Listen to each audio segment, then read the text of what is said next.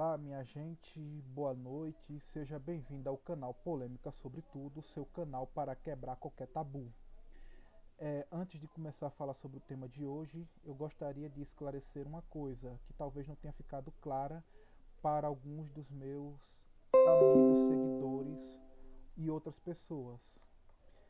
Este canal foi criado com o intuito de abordar assuntos polêmicos, sim, mas não necessariamente falar ou tratar de acontecimentos polêmicos.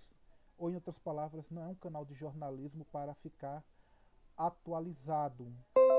É um canal para que você fique informado e tome conhecimento de muitos assuntos e temas que normalmente as pessoas procuram fugir dele, ou seja, temas polêmicos, mas não é em si um canal de jornalismo para você ficar atualizado, ok?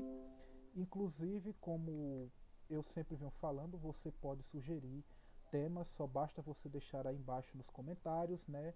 E também eu quero lhe dizer já para você deixar seu like, se inscrever no canal e ativar as notificações, né? O tema que eu vou falar hoje, eu vou dar continuidade ao tema do episódio entre Galileu e a Igreja. E hoje eu vou abordar o contexto da época do ponto de vista teológico, ou seja, vamos entender o porquê de fato Galileu foi condenado, né? E que isso tem a ver sim com a questão teológica, mas com essa questão, não necessariamente com a questão científica.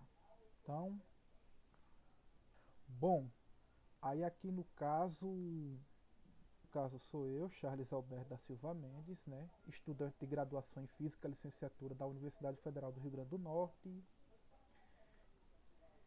E o motivo que eu trouxe esse tema, que eu achei necessário, é porque como eu sempre falo, e muitos de vocês já devem saber, esse acontecimento é citado em ambientes acadêmicos e fora deles por pessoas céticas e muitas vezes desinformadas para que fique claro que não existe uma compatibilidade entre ciência e religião ao ponto de que você não pode ser um acadêmico se você for um religioso ou vice-versa. Então, eu trouxe esse tema para desmistificar essa questão, abordando e observando tudo sobre o contexto daquela época. Aí nos vídeos anteriores, para aqueles que estão começando a ver esse tema a partir de agora, que perderam os vídeos anteriores, eu abordei do ponto de vista histórico, científico e hoje eu vou abordar desse contexto aqui, né, do ponto de vista desse contexto, o contexto teológico da igreja. O que a igreja pensava como doutrina, como dogma naquela época e que Galileu se prejudicou por causa disso. Gente, primeiramente vamos entender o seguinte: Galileu, ele quando começou a defender o heliocentrismo como uma verdade científica muito evidente, ele estava redondamente enganado e estava muito cheio de confiança de uma forma tal que ele invadiu uma área que não pertencia a ele. E que área era essa? A área era a área teológica. Ele não era teólogo. E por ele acreditar que a sua teoria estava certa, ou seja, que o modelo heliocêntrico de Copérnico estava certo, que vocês verão nos vídeos anteriores, né? Que do ponto de vista científico não tinha nada, nenhum fato científico que de fato comprovasse que essa teoria era assim confiável, vocês com certeza que ele estava enganado com isso, mas ele estava tão confiante que passou a propagar isso como uma verdade científica totalmente comprovada, ao ponto de que ele enfatizou que as escrituras não cometem erros, mas os seus intérpretes sim. Em outras palavras, os teólogos precisavam reinterpretar a Bíblia a partir desse novo modelo. Porém, ele não entendia de teologia, ele era leigo nessa área. E por isso ele se deu mal. Agora, a segunda chance foi dada. No final do vídeo, quando eu der as referências de como eu compus esse material, vocês verão que nas referências, né, vocês poderão consultar as referências por si próprio e entender que ele teve uma segunda chance.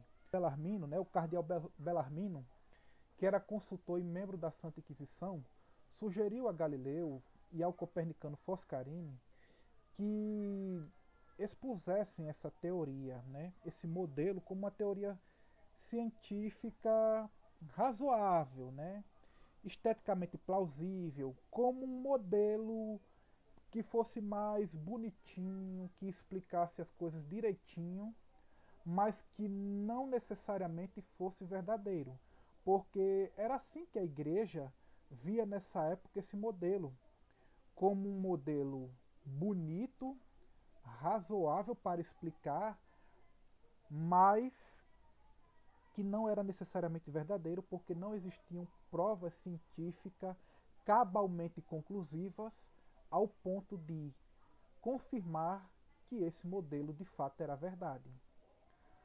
E outra coisa também, né? Os verdadeiros teólogos da igreja, aqueles a quem Galileu recomendou que reinterpretasse a Bíblia, que, digamos assim, vissem lá de fato se era isso que o texto bíblico ia dizer, que o mais famoso sobre a teoria geocêntrica é esse aqui, Josué 10, 12 e 13, se realmente dava para reinterpretar. Porém, a congregação do Santo Ofício concluiu que não precisava dessa reinterpretação, que o texto bíblico não precisava passar por uma nova interpretação para se adequar a essa teoria. Porque, como vocês podem ter visto no vídeo anterior, essa teoria não tinha evidência científica que fosse totalmente conclusiva. Então, não havia por que também esses textos serem reinterpretados, além de ser contra o senso comum da época, né? E outra coisa, e aqui é onde se entra, é onde vocês poderão perceber a verdadeira causa da condenação de Galileu. A transubstanciação era um dos principais dogmas que diferencia os católicos e os protestantes. Até hoje ela ainda é. Aí, esse dogma afirma que os elementos da Eucaristia, que é o pão e o vinho, se transformam literalmente no corpo e no sangue de Cristo. Isso foi confirmado por São Tomás de Aquino, que se baseou na teoria de Aristóteles da matéria. E, devido a isso, foi descartada a teoria democritiana da matéria.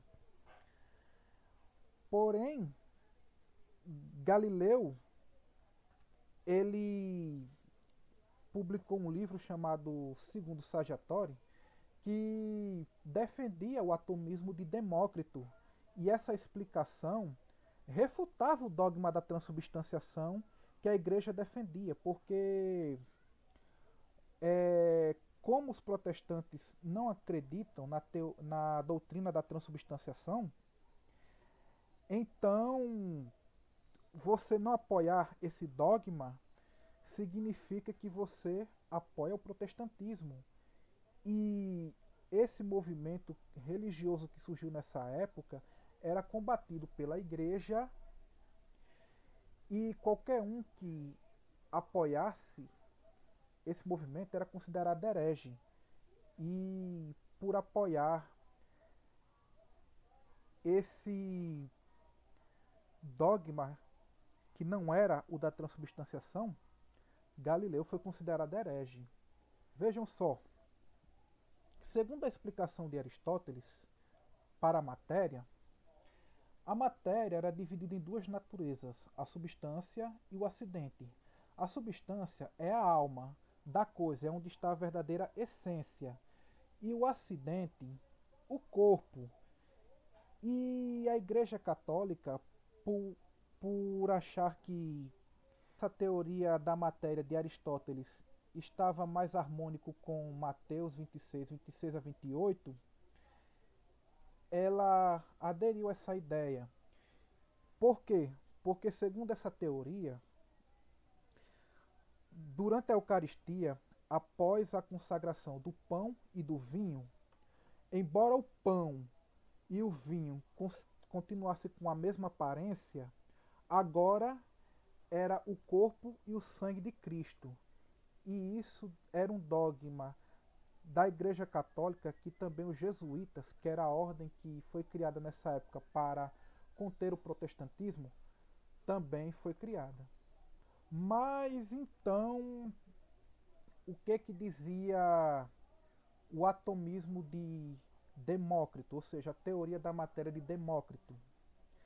Que a matéria é composta por átomos, eles não são criados nem destruídos, são apenas reorganizados. Ou em outras palavras, né? Caso essa teoria fosse defendida por Galileu e estivesse certa, após a consagração, o pão continuaria a ser pão, o vinho continuaria a ser vinho. Ou em outras palavras, nada acontecia. E isso significa o quê? Os protestantes estão certos? Ele está apoiando o protestantismo? Ele é um herege? E ele também não tinha base teológica para reinterpretar esses textos. Ele não era teólogo e, defendendo isso, ele estava sendo considerado um herege. Então, como castigo, ele tinha que ir para onde? Para a fogueira, nessa época. Então, gente, aqui para fechar o tema de hoje, em 1633, Galileu foi julgado como sendo veementemente suspeito de heresia e condenado à prisão domiciliar por defender a hipótese de Copérnico. Mas, como vocês aprenderam nos vídeos anteriores e como hoje ficou mais claro, isso foi uma estratégia do Papa para evitar uma condenação pior, que foi o que? A fogueira, ou seja, para evitar que houvesse churrasco de Galileu. E essa teoria, o heliocentrismo, pouco importava para a igreja como um dogma. Nem os protestantes, nem os católicos estavam ligando com isso não, né? Aí ele foi punido porque ele ultrapassou seus limites. Ele achou que poderia dar, vamos dizer assim, pitaco para interpretar a Bíblia, sendo que ele não entendia nada. Mas por quê? Por causa de teorias científicas que também nessa época não se tinham evidências fortes que a confirmassem. E isso foi uma disputa religiosa a respeito da interpretação bíblica entre cristãos dentro da Igreja Católica Romana. Ou em outras palavras, aqui não havia nenhuma guerra ciência versus religião, como muitos aí afirmam e infelizmente até acadêmicos universitários. E aqui foram as referências de onde eu tirei tanto as fotos como os conteúdos para que eu pudesse preparar esse trabalho. Quem tiver interesse é só pausar o vídeo e anotar as referências.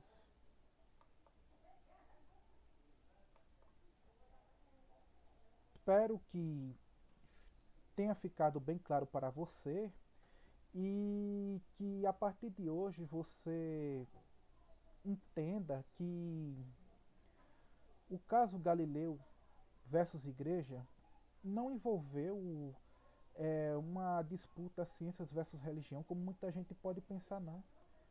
O problema é porque, inclusive, como eu sei que muitos de vocês já vão fazer, né, acessar todos esses materiais, foi porque ele também foi arrogante, achando que com teorias que tinham poucos fundamentos, ele poderia sugerir a teólogos que reinterpretasse a Bíblia. Não, gente, de forma alguma. Ok? Então, eu fico por aqui. Se você gostou, deixa o seu like, se inscreva aí no canal, ative as notificações, né? E fique com Deus.